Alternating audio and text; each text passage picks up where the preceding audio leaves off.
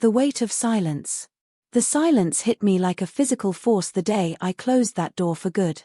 7 years of my life dissolved in a single moment. Yet, what struck me hardest was the eerie peace that settled in its wake. I met Emily in college. She was a literature major, always lost in books, unraveling stories like they held the world's secrets. Her passion, her quiet way of seeing through people, drew me in. Her smile made me feel like I was enough. We built a life I thought was unbreakable. After graduation, we moved in together, married in a small backyard ceremony, just close family. 5 years into marriage, life felt solid. She taught at a local college while I worked in graphic design. We had routines, dreams, a house, maybe kids someday. I trusted her completely.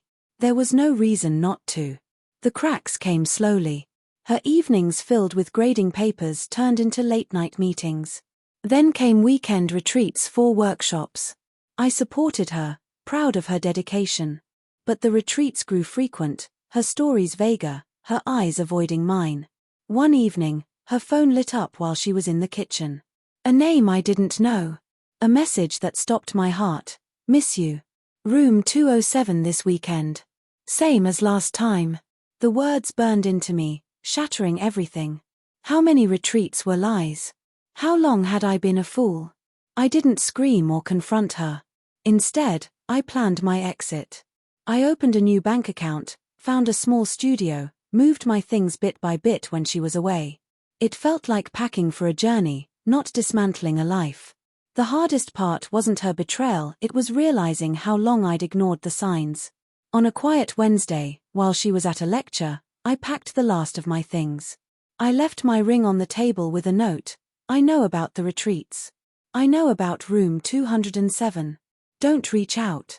My new place was sparse: a bed, a lamp, a single mug. It was enough. I cut all ties. New phone, no social media, no trace. I needed to find myself again. Months passed in silence. No calls, no texts, no whispers from old friends. I wondered if she was relieved, free to live without the weight of her secrets. I rebuilt slowly.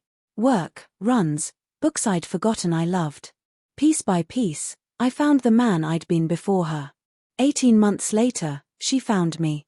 I was leaving the office when I saw her by the street, looking smaller, tired in a way time couldn't explain. I need to talk, she said softly. There's nothing to say, I replied. Please, she pressed. It's over with him. It was a mistake. I need you to know that. I looked at her, the woman I once planned a future with, and felt only a faint ache. You didn't make a mistake, Emily. You made choices, again and again, and now you live with them. Her eyes filled with tears.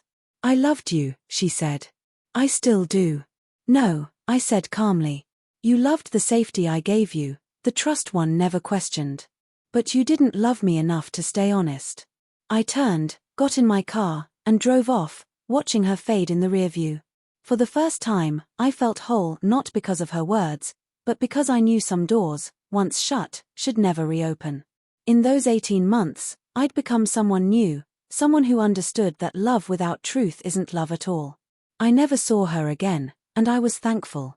Some stories don't need loud endings. Sometimes, they end in quiet, and that's enough.